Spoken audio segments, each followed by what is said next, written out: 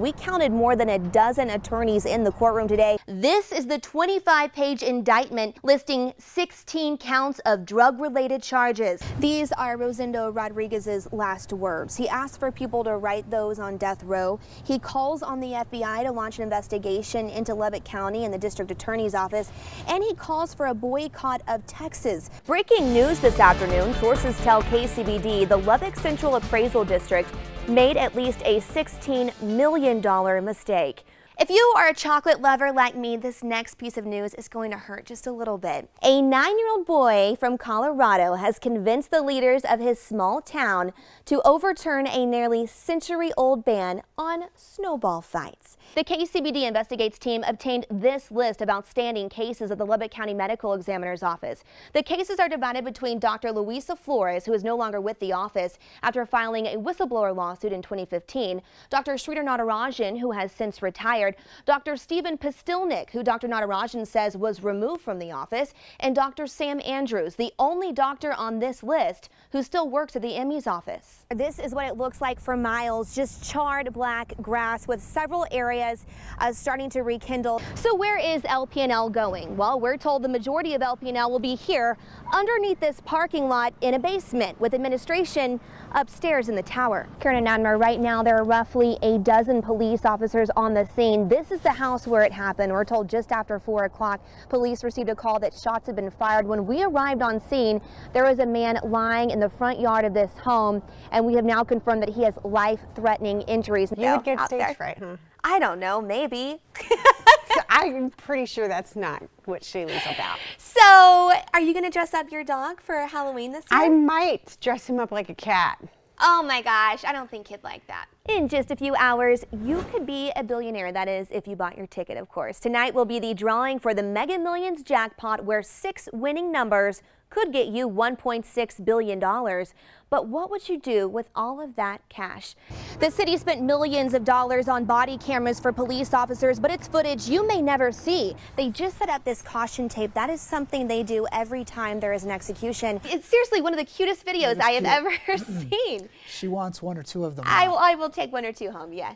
But not here, because fortunately it's not going to be that cold. Tonight, in his first exclusive television interview since leaving the post, Dr. Sridhar Natarajan tells his side of the story. Last month, the KCBD Investigates team learned of a backlog of cases at the ME's office, leaving families on the South Plains waiting months for their loved ones' death certificates and autopsy reports. When our Investigates team started asking questions, Lubbock County Commissioner Bill McKay, new Chief Medical Examiner Dr. Sam Andrews, and an administrator held a news conference. Dr. Andrews told our investigative reporter Shaley Sanders that he recently had discovered a backlog of 427 cases, but as you are about to hear, Dr. Natarajan says there is more to the story. I think I'd have great concerns over anybody who would say something like that. This October 16th news conference caught former Lubbock County Chief Medical Examiner Dr. Sridhar Natarajan's attention. When did the backlog problems start? I started October 1st, identified the backlog or the outstanding cases. I can't speak to why they exist, but they were prior to my appointment in Lubbock.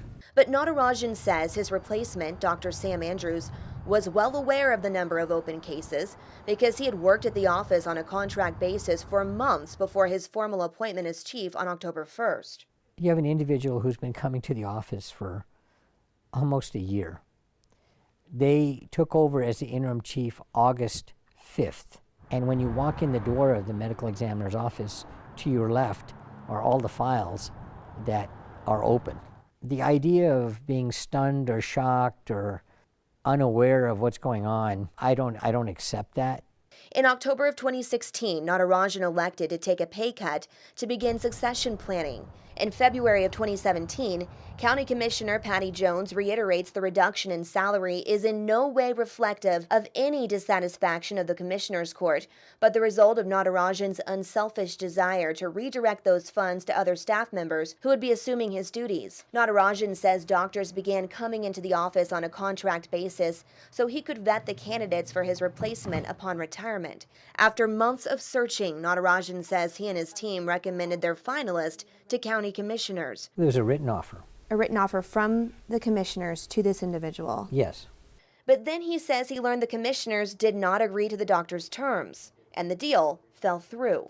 We had done our job, and we had found a very elite, good person, human resources, and the commissioner's court then took over at that point. I stepped out of it because I basically had very little respect for the process at that point. On August 9th, commissioners had a special meeting to recognize Natarajan's retirement. There's not enough thank yous to say thank you. And appoint Andrews as the interim acting chief medical examiner. Days later, on August 15th, Andrews sent Natarajan an email. And it says, yesterday we received a complaint about you from an employee that included allegations about recent actions and behavior. Some of those allegations were startling. Do you have any idea what the allegation is?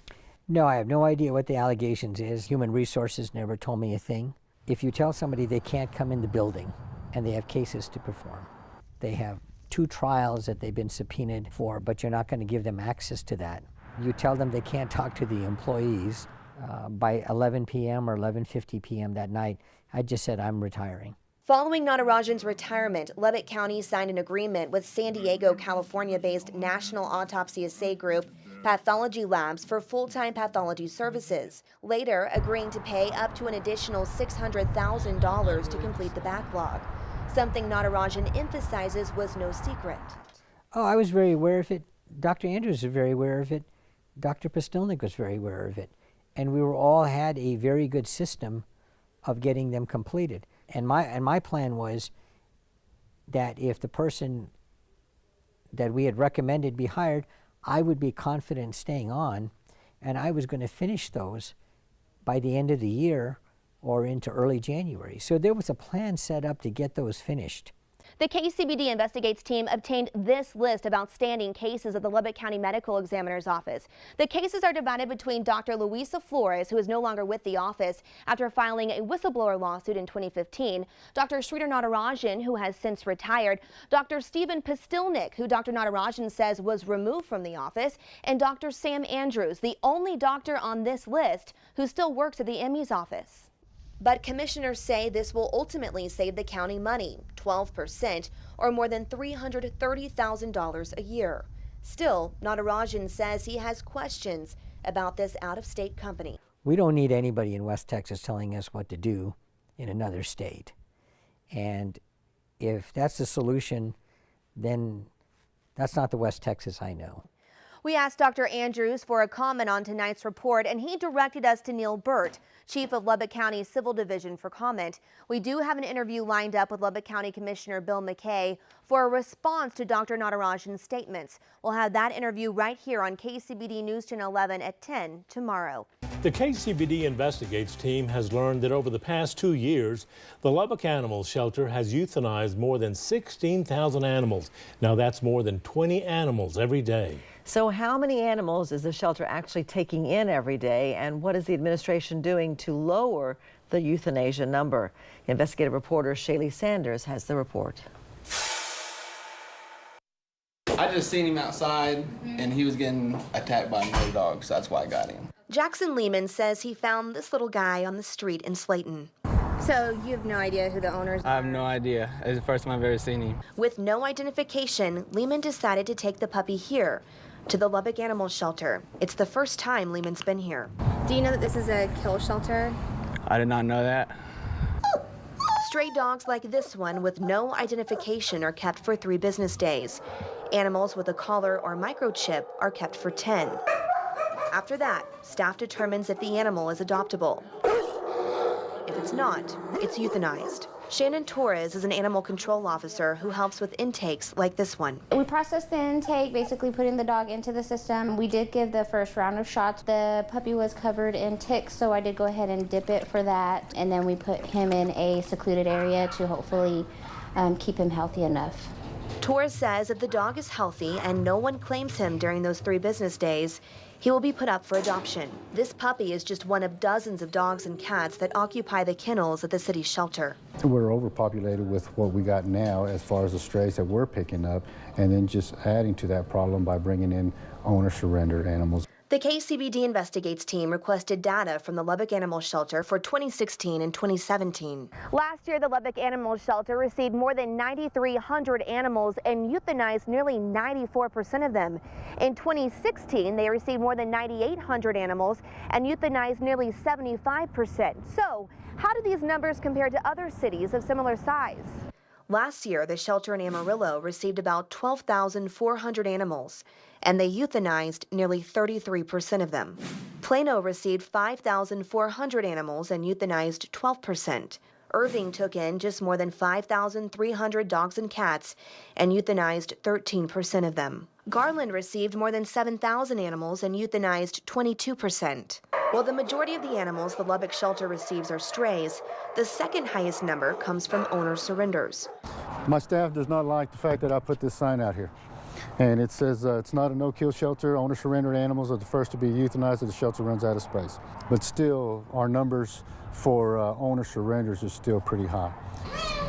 Last year alone, people turned over about 4,700 of their pets to the animal shelter, a place tourists said should be a last resort. What we try to do is try to encourage people to go out and find a rescue group, try to rehome their animals before bringing them to the shelter. The shelter does work with rescue groups like Dusty Puddles Dachshund Rescue to give these strays a better chance of finding a forever home. I don't mind an injured one. If I can heal it and take it, it's going to get a home.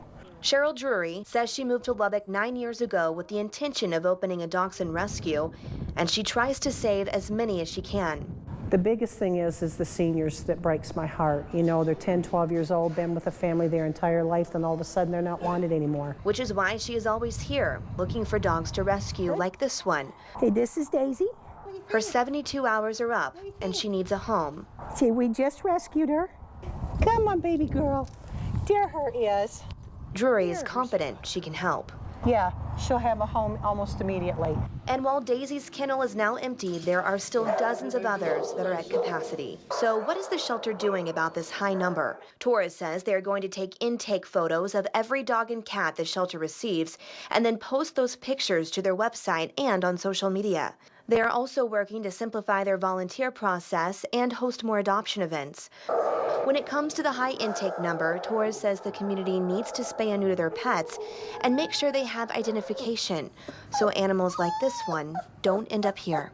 We have received questions about what happens to the animals after they are euthanized at the shelter. That information is available online in our web story on kcbd.com and on our KCBD mobile app.